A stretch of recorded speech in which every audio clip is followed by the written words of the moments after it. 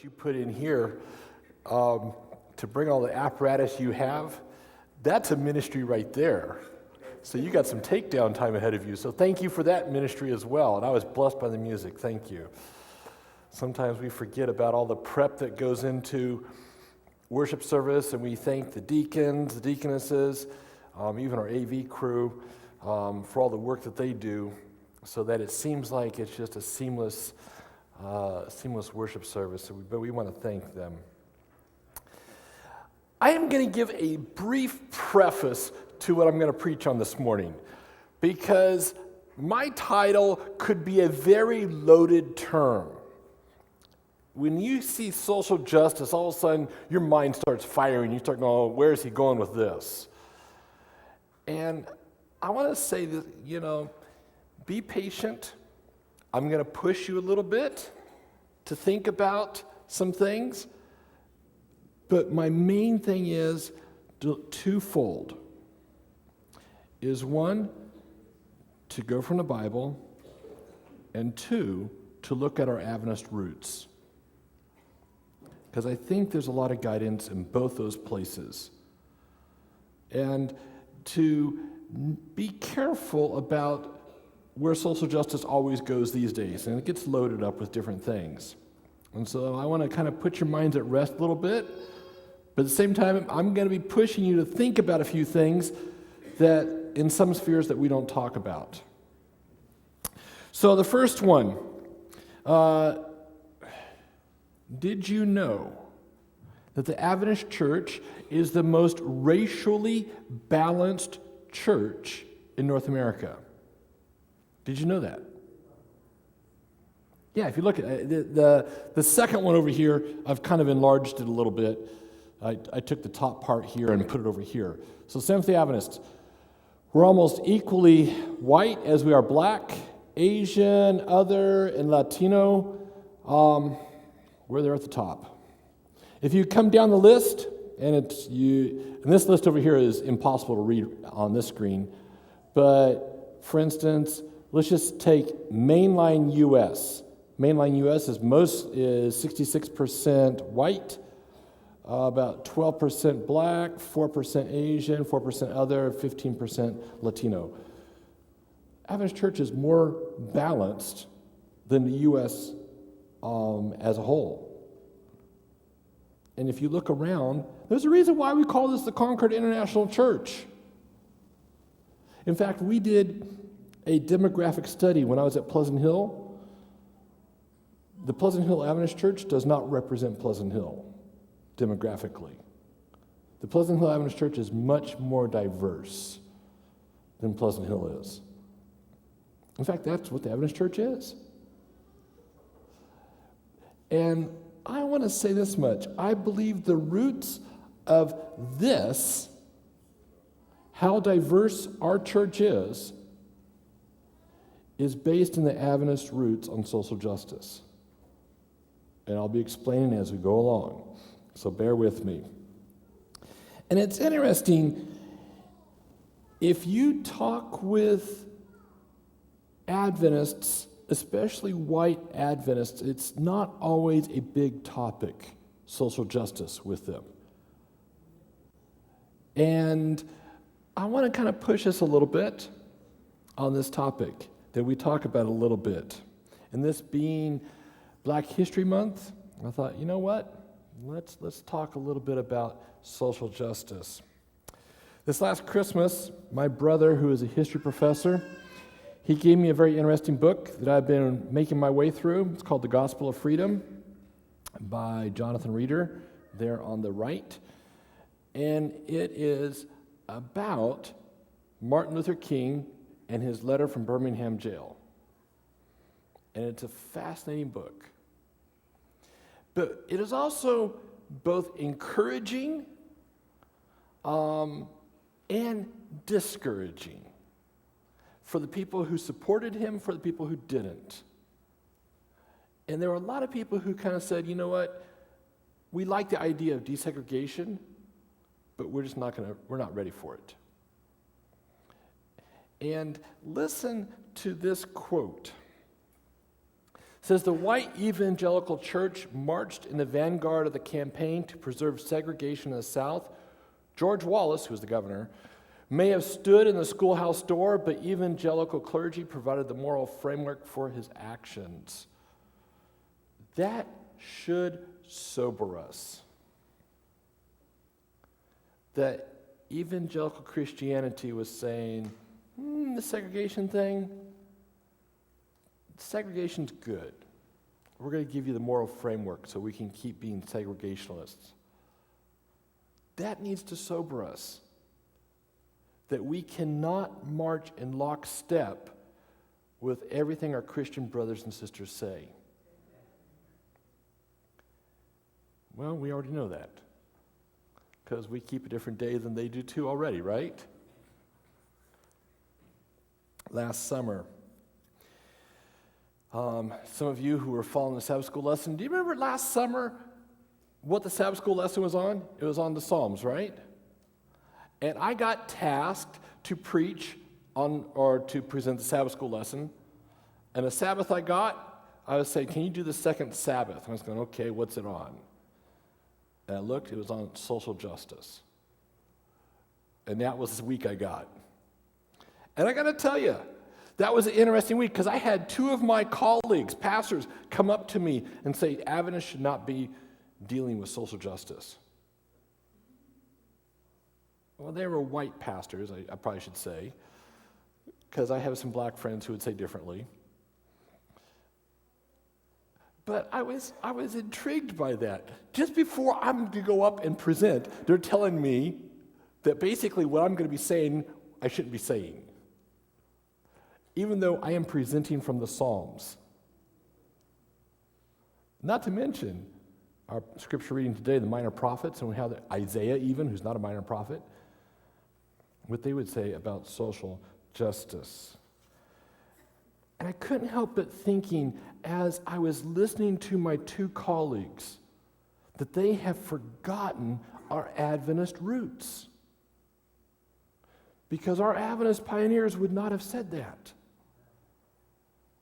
Some of you may not have known this. I probably should give you a quiz and say who was the first General Conference president of the Adventist Church, and give you bonus points if you could figure it out, but it's already on the screen behind me. John Byington. John Byington, you may not know this, he started off as a Methodist. And then when the Methodist Church said that they were not going to be abolitionists against slavery, he's going, I'm done. I cannot be a part of a church that's going to be for slavery. Now, you and I are going, yeah, who would want to be a part of a church that was for slavery? But every epoch in history has always had a social justice issue. And the big question was, where was the church at that time going to come down on that issue?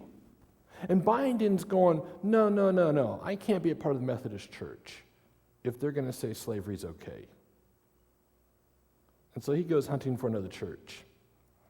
Eventually finds Adventism, eventually becomes our first General Conference president. What you may not know, but you can see it on the screen behind me, is that he actually was working with Native American population, would have them into his home. And you got to understand, we are so far removed from the Native American population that we don't think about that. But let me just give you one example of how individuals back then, and even not that long ago, looked at Native Americans. When I was in high school, I worked in a care home. I was doing janitorial maintenance type stuff. The stuff that, is a minimum wage job, that a kid gets after school. The unfun stuff, let's put it that way. And there was this, person, a resident in the home there, and when she would get mad at the caretaker, especially when it came to bath time, you could hear her yelling throughout the building, "You dirty Indian." That was the worst thing that she could think of to call somebody, "You dirty Indian." That should tell us a little bit about Byington. The fact that at his time, people really thought that, and yet he's inviting these people into his home. He's running, his home is a station on the Underground Railroad, tells you something about our first General Conference president. And while we're wrestling with this topic, there's some other good things, too, the church has done. Well, let me go back. I'm missing a person here. Okay. I'm missing a slide. I don't think I see it here. There it is. It's out of order. Eva Dykes. Eva Dykes, first black woman to have a PhD, also happens to be Adventist. First woman to have a PhD, black woman to have a PhD, probably in the world. Also, at the time she had her PhD, I think she was probably the only Adventist to have a PhD from an elite school. She got hers from Radcliffe. That is impressive. And she went on then to teach, here's another connection, and so I got to go back one slide, with the Morning Star, which was an outreach to African Americans down the Mississippi. Now, an Adventist outreach, and it's started by Edson White, Ellen White's son. Now, you need to understand, in this day and age, we think, well, isn't that nice? But you need to understand, this is right after the Civil War. The Klan is alive and well, and if you're not a member of the Klan, you're sympathetic to them. And so for the Adventist Morning Star to go down and to dare to educate African Americans, that was their causing trouble. And there were numerous times the Morning Star would have to shove off and go somewhere else. Let me give you two examples of two individuals working with the Morning Star. One of them was Franklin Warwick.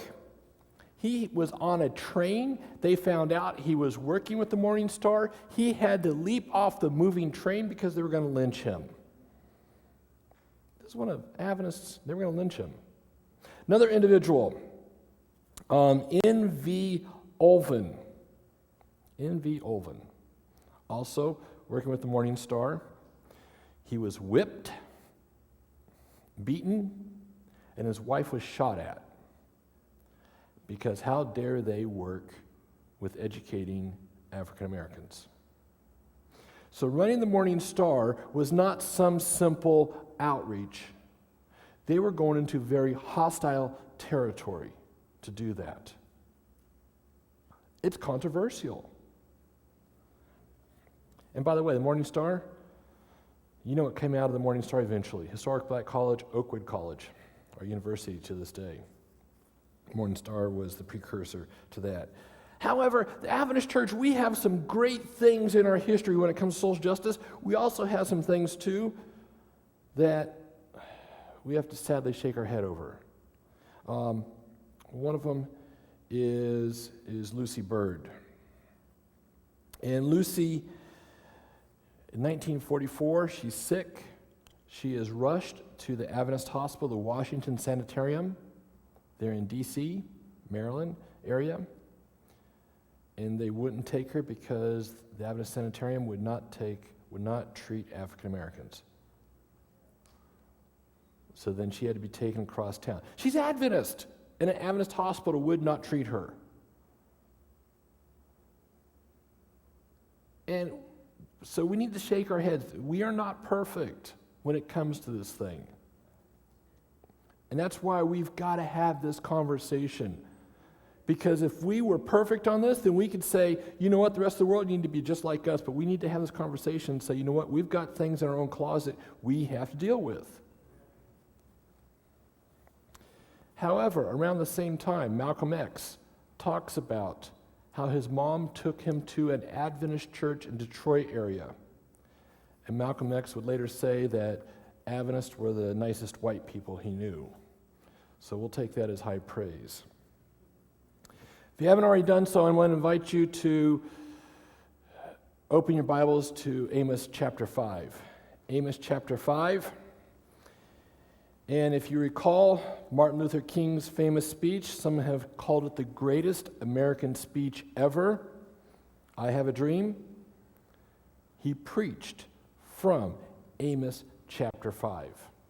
And I want to use this as a launch point for our talk today, even though we're not going to go along parallel what he said, but I do want to say that we were preaching on the same thing that he was preaching on back in 1963. Look at verse 11. You got to see verse 11. Amos chapter 5, and I highly encourage you to open your Bibles to this passage because there's a lot here. Amos chapter 5, verse 11 says, "You trample on the poor and force him to give you grain. Therefore, though you have built stone mansions, you will not live in them. Though you have planted lush vineyards, you will not drink their wine." And he continues on in verse 12, Amos chapter 5, verse 12. "For I know how many of your offenses, for I know how many are your offenses, and how great your sins. You oppress the righteous and take bribes, and you deprive the poor of justice in the courts."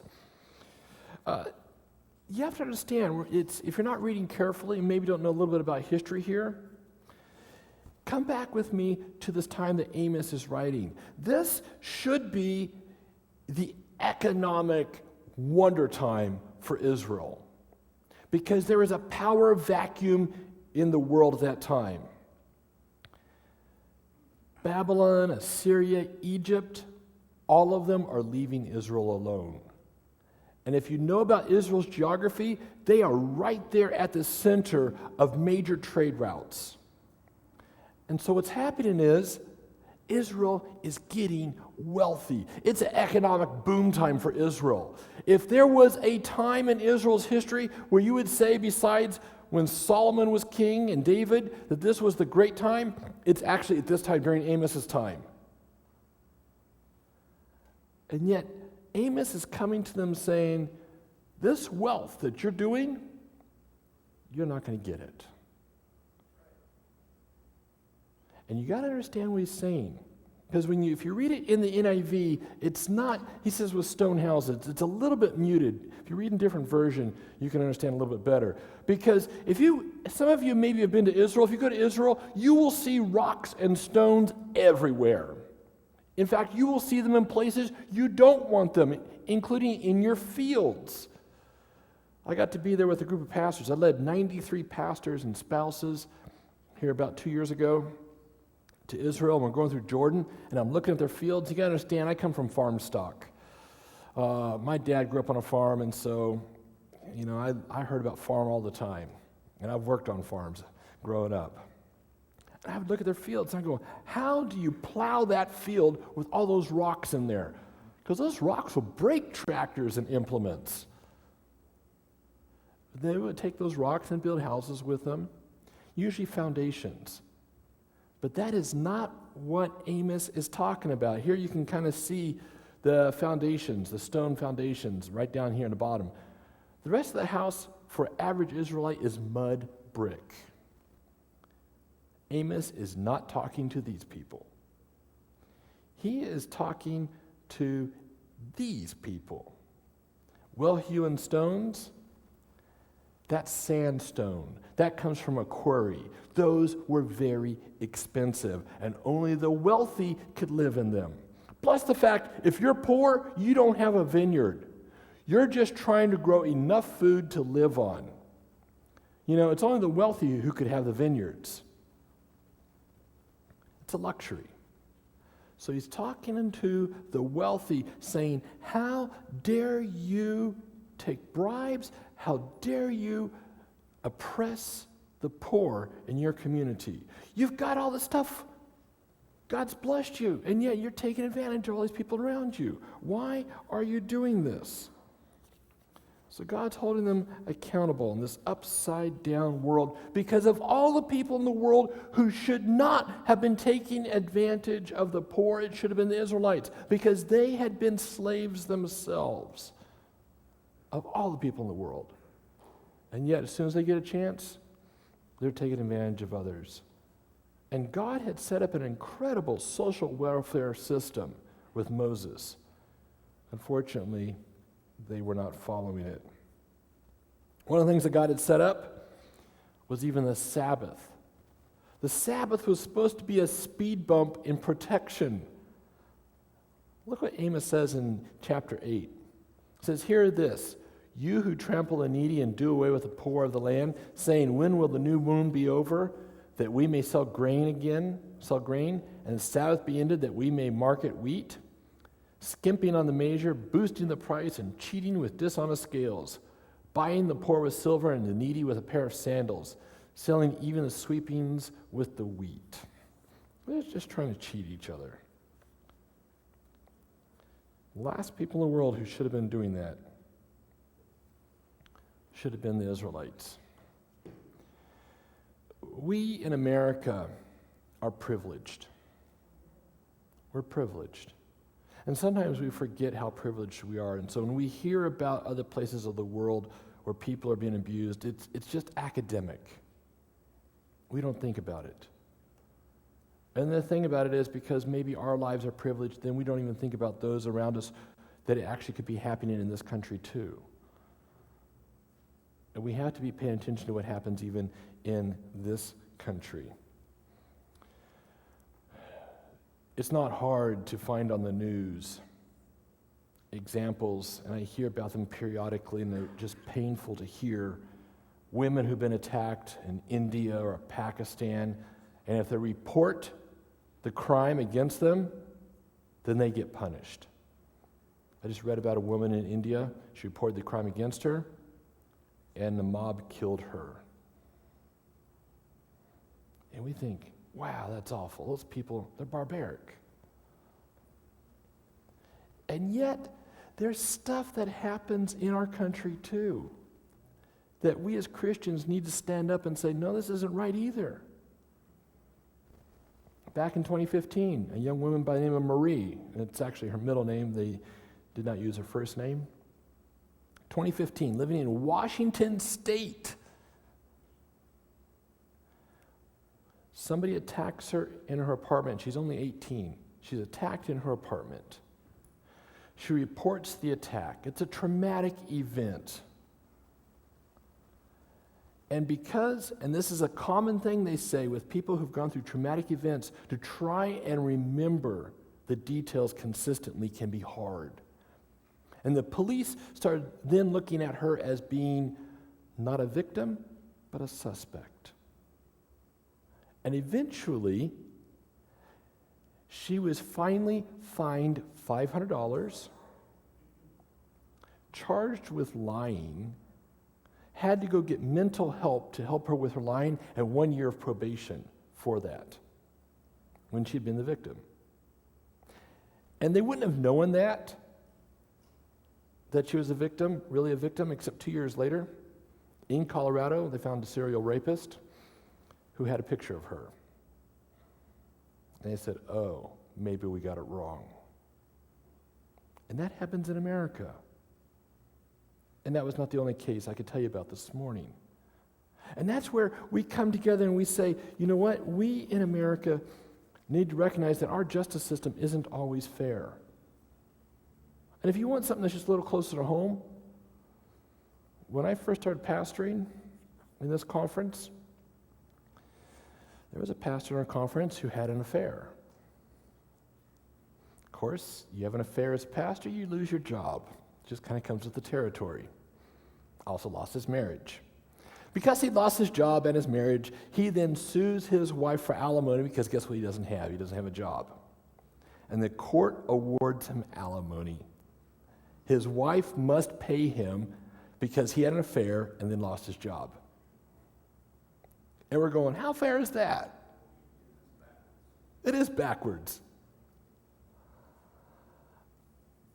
And so we have to come to the conclusion that, yes, we may have one of the greatest court systems, justice systems in the world. It's still human. It is still fallible. And as Christians, we must always be willing to challenge it and say, you know what? It still may be one of the greatest, but it too can still make mistakes. And this morning,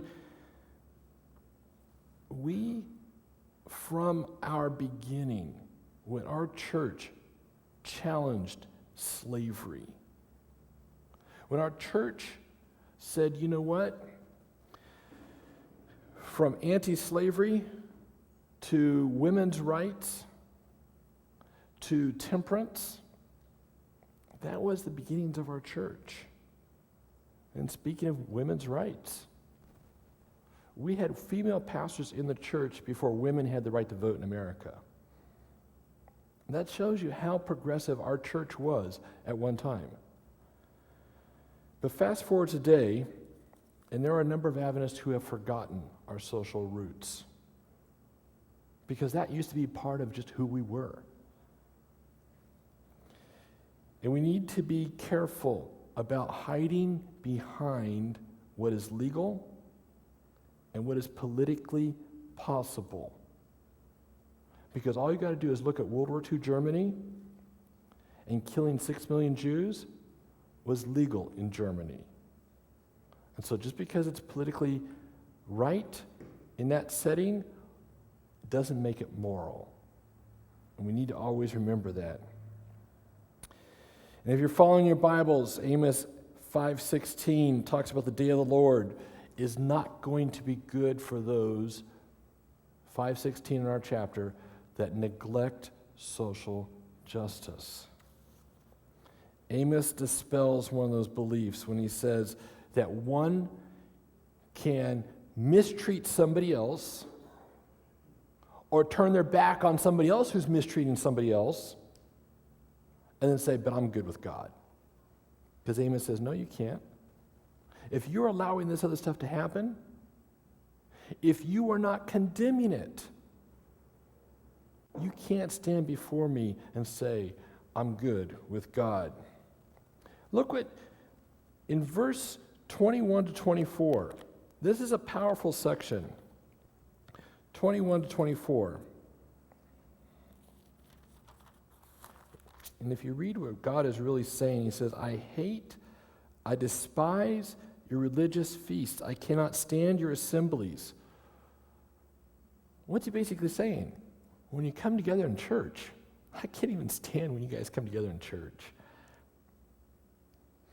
Even though you bring me burnt offerings and grain offerings, I will not accept them. Though you bring choice fellowship offerings, I have no regard for them.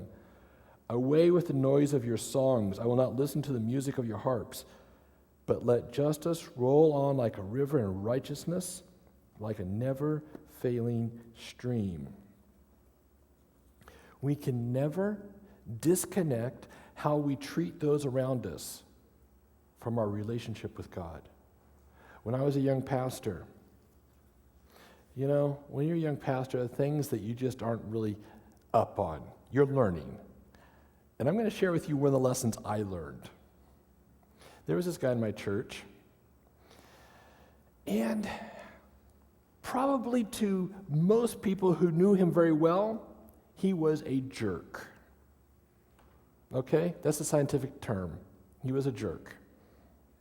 Just ask 2 of his previous wives. And I remember he came up to me and he wanted to be rebaptized. And I'm thinking a miracle has happened in his heart, that he finally has seen the error of his ways and he wants to get right with God, because boy, did he ever need to get right with God. And it was only later that I really learned what was really going on. Rather than him making it right with those around him, what he would do is he just kept getting rebaptized. Like that makes him right with God. Rather than him going to those, like the Bible talks about and says, God says, leave your offering at the altar and go be reconciled. It was a lesson I had to learn as a young pastor. But it was interesting. God says, but let justice roll on like a river and righteousness like a never-failing stream. You see,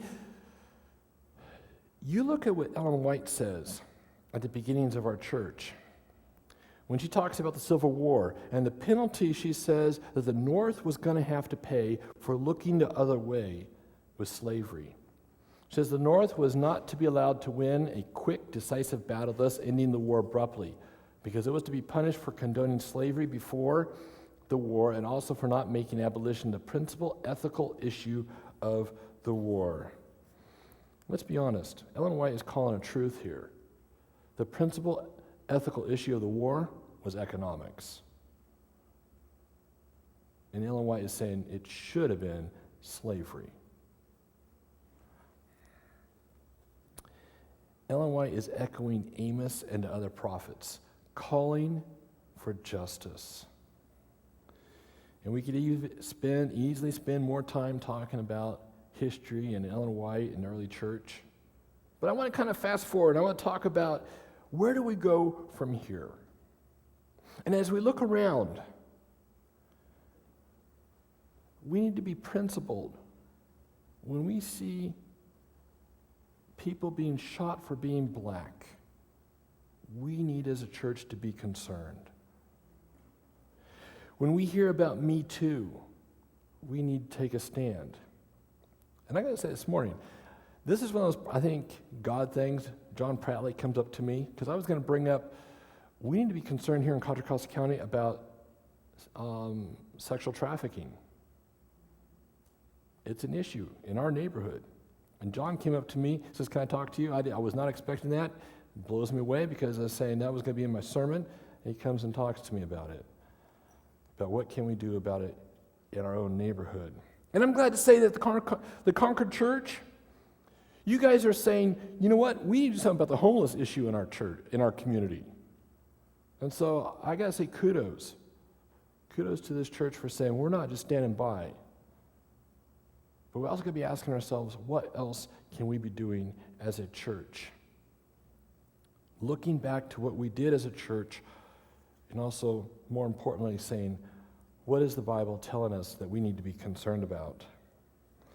At the Antioch Church, a friend of mine, some of you know the pastor, Gabriel Gutierrez, his wife, Rachel Hyman, Rachel Gutierrez now. I knew her before she got married. She came and sang concerts. Maybe some of you even heard her in concert. She has started Adventist Against Anti-Semitism. And she's saying this is a way for us to talk to the Jewish community. She's Jewish by ethnicity. And she's been trying to figure out ways, how do we witness to a community that's largely put their hand out and held us at arm's distance? And Rachel's saying, okay, how do we witness to them? How do we make inroads into that community? Another thing I want to touch on that I've seen confusion on Facebook. Facebook is a wonderful place to see all kinds of confusion. And that is immigration.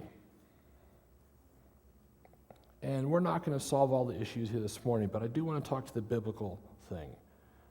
There's no problem with having strong borders and security and stuff like that. But we also need to be aware, too, that we are an immigrant nation as well. In fact, if we were to go around this room and say, how many here are immigrants? Because remember that first statistic I showed you, that the Adventist church is the most ethnically balanced church out there? Guess where that comes from? Guess what was going on in America when the Adventist church was being formed? Incredible immigration. But immigration at that time was coming from Europe. And the church, rather than looking at it as a challenge, they looked at it as possibilities of saying, how do we work with these individuals? Because they took the gospel commission of going to all the world. They reasoned at that time saying, well, if the world is coming to us, we just need to evangelize the world coming to us. And eventually that then took place and said, now, not the whole world's coming to us. We need to start sending people back to other places. But you'll find this almost laughable. Well, let me back up for half a second. You see, Adventists have always kind of considered themselves to be foreigners. It says here in 1 Peter 2:11, dear friends, I urge you as foreigners and exiles to abstain from sinful desires which wage war against your soul. And we always sing that song, you know, I'm just a traveling through this world, is not my home. We have said this world is not our home. We're exiles here. We're foreigners, even in a country that we have citizenship in. Because ultimately, this place that we have isn't home. And that's influenced us. And back in the 1850s, the U.S. population, it increased by 35%. That's incredible. You think about it, 35%. That's over a third. The U.S. population increased, and so immigration, when the church was born, was a huge, huge issue. In fact, the Christian Century has this to say. It says, but one thing closer scrutiny reveals is that the membership growth, let's talk about the Adventist Church, is largely attributed to the influx of immigrants from countries where the church's missions have enjoyed great success. This trend is acknowledged by researchers and Adventist leaders in the U.S. So even people who are studying, asking the question, how come the Adventist Church is growing and some of these other churches aren't? Well, it's because our church has said from the beginning, we see immigrants as people who need to be reached for Christ. And it's part of our mission outreach. You'll laugh at this. At the 1871 General Conference, 1871, the church is not even 10 years old at that time. And they're struggling with how do we evangelize the world? And so they said, you know what, we need to send Brother Matheson to the Danes and to the Norwegians.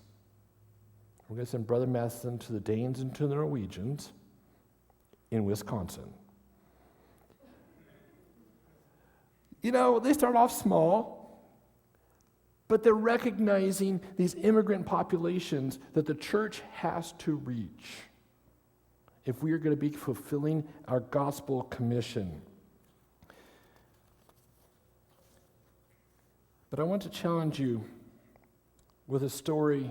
I want to close with a story about social justice and how the Adventist Church changed a country. Some of you maybe have heard of the Anna and Fernando Stahl. If you haven't, it is worth your time this afternoon to go and look them up on the internet. They were phenomenal. There's some books out there about them. Phenomenal people. And they went down to Peru, up into a place called the Altiplano, Lake Titicaca. Maybe you've heard of Lake Titicaca. And they were working with the poor, the disadvantaged, the people that Amos would have said, this is the people group you need to work with. And that's who Anna and Fernando Stahl decided they were going to be missionaries too. Well, you also need to remember that the ruling class in Peru was not happy about that. In fact, I think maybe the highest compliment is the criticism that comes from their critics. Read this. Let's see, come here. Here they are. Let's go back one. Yeah, here they are. Says, at these schools, they work a labor of disillusion. They had a bunch of schools up there and churches. They spread doctrines of the most crimson communism. Look why they're calling them communists. They attempt to destroy the patriotism and the spirit of the nation by inculcating the most extreme and dangerous socialist concepts of social organization, class and racial equality, and unbounded liberty for the ignorant masses. Basically saying, how dare they educate these people and tell them that they're equal with everybody else? And that's what they're being called the most crimson communists for. They faced a lot of barriers, but it is powerful what they did. Look at this. This guy became a congressional deputy, but he was also an alumnus of the Stahl schools. He says the Adventist school system opened the way for the indigenous population of the Altiplano to achieve selfhood and self-sufficiency. The Stahl gospel both converted hearts and changed the social fabric of the Highlands. So may you take Amos's words. May you take our early church's pioneers' example. And may you say, the world we see it as it is, we are not satisfied with. That we're going to apply the gospel above all and hopefully bring a sense of heaven to people before we even get to heaven. Our closing song, we're going to sing a song that anthem. I hope and pray that today's message has been a blessing to you. And I would love to hear how this message has made an impact on your life. Please visit our website and contact us at www.concordinternationalsda.org. Or you can call us at 925-676-4111. I would love to meet you in person, so if you are in the area, please join us. We are at 1655 West Street in Concord, California. We meet at 10:30 in the morning for Bible study, and then at 12 o'clock is our worship service. May God bless you, and may you stay strong in the Word and stay close to Jesus.